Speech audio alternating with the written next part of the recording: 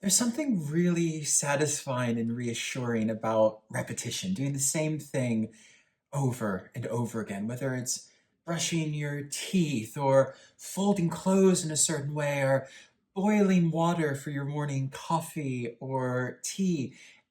I mean, these moments, they aren't heroic, they aren't big, they aren't exciting, but they're yours. And done with the right type of attention, they can become really significant parts of the fabrics of our lives. And the Stoics knew this. The great Stoic philosophers like Epictetus and Marcus Aurelius, they weren't trying to chase transcendence. They were trying to train themselves to figure out how to really show up in life, to show up on this particular day, in this particular weather, with these particular people, and whatever particular challenge that day brought along. Not because the day was special, but because it was happening. And the way that they did that was found order and routine and ritual in their lives. That's what I want to talk about today. How a Stoic might build their day. This isn't a productivity hack.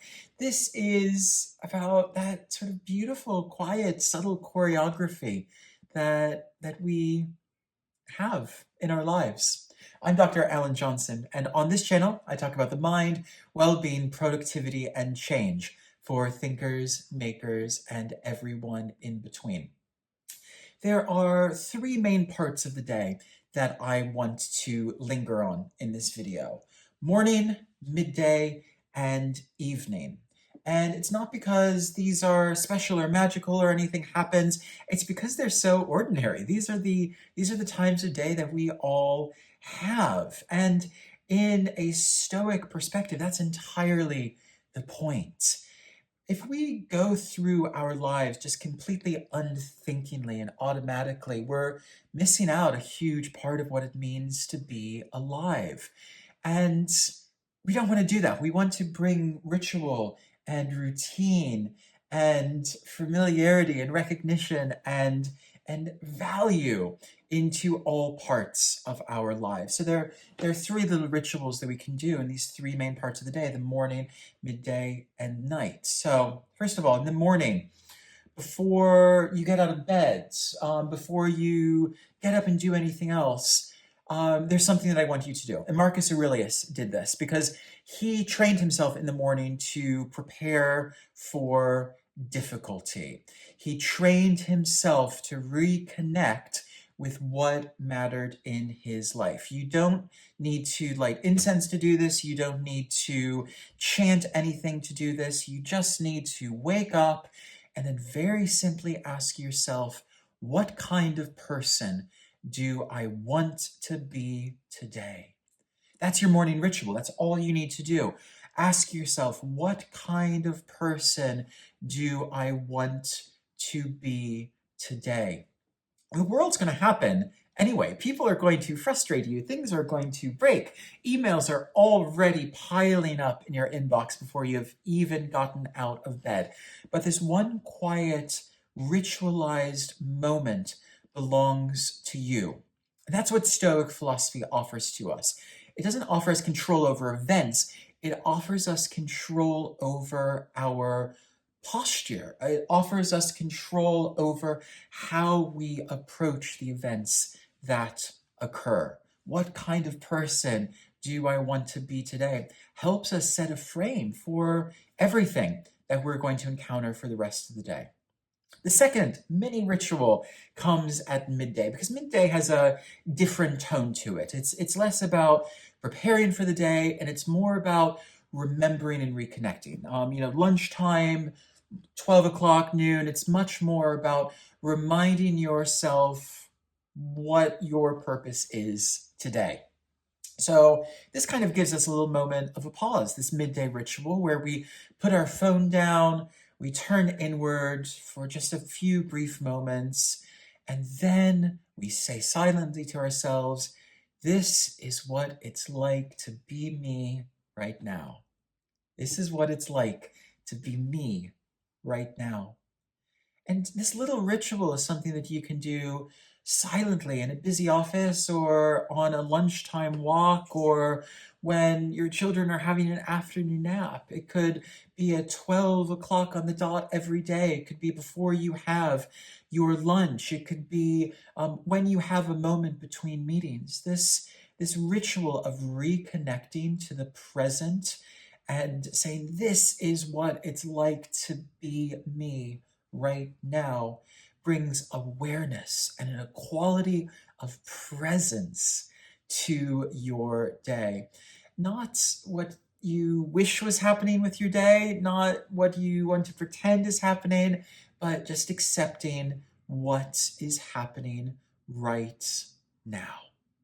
And then finally, the third little ritual of the day comes at the end of the day, where we have an opportunity to reflect on how the day went for us and maybe learn some lessons from the day that we can take into the day that comes after. And Seneca talked about this. Seneca talked about reviewing the day, almost like a little bit of a spiritual audit. And this isn't about sort of moralizing. This isn't about spiritual perfection or, getting really down on ourselves if we didn't meet all our goals.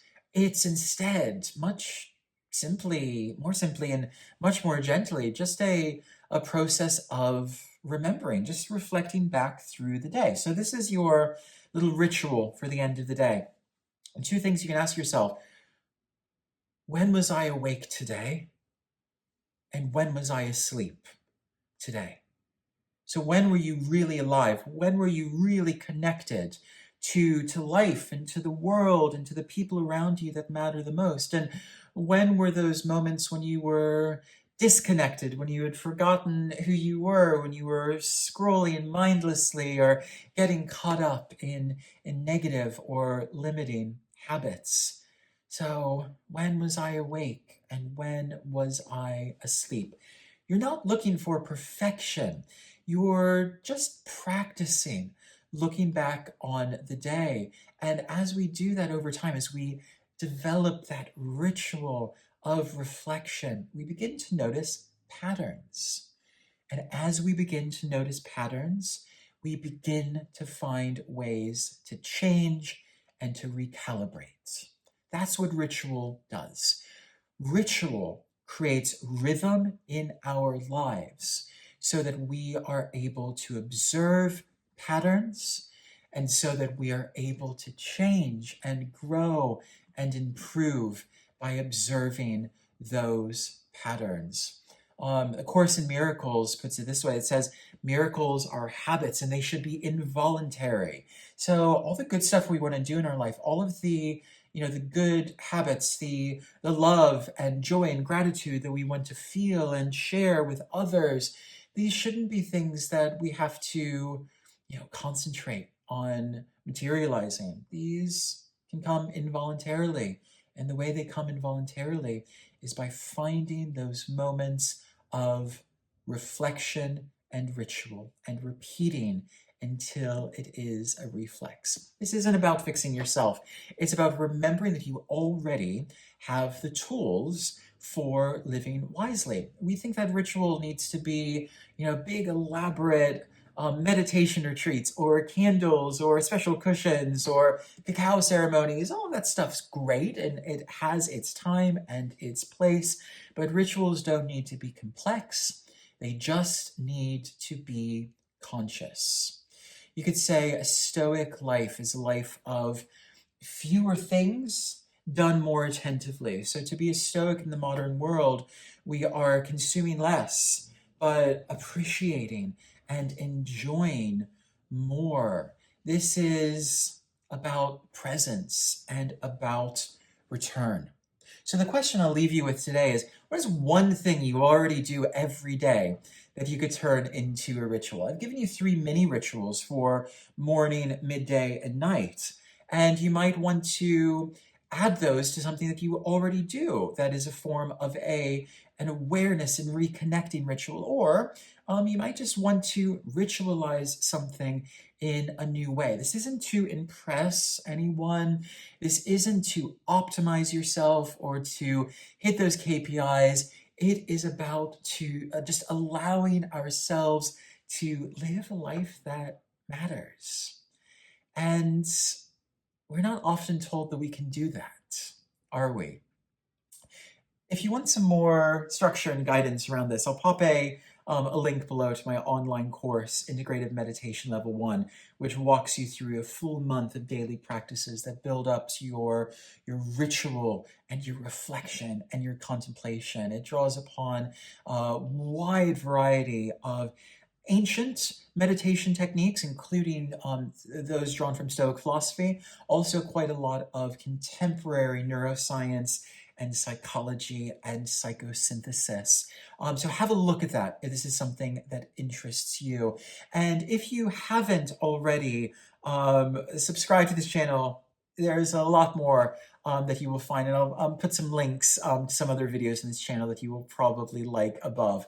Until I see you next time, keep showing up to the breath, to the body, keep returning to your own sense of clarity, and remembering that the tools that you need to live a rich and fulfilling and impactful life are already inside of you, and that turning inward to look for them is the most important thing that we can do. I'll see you next time.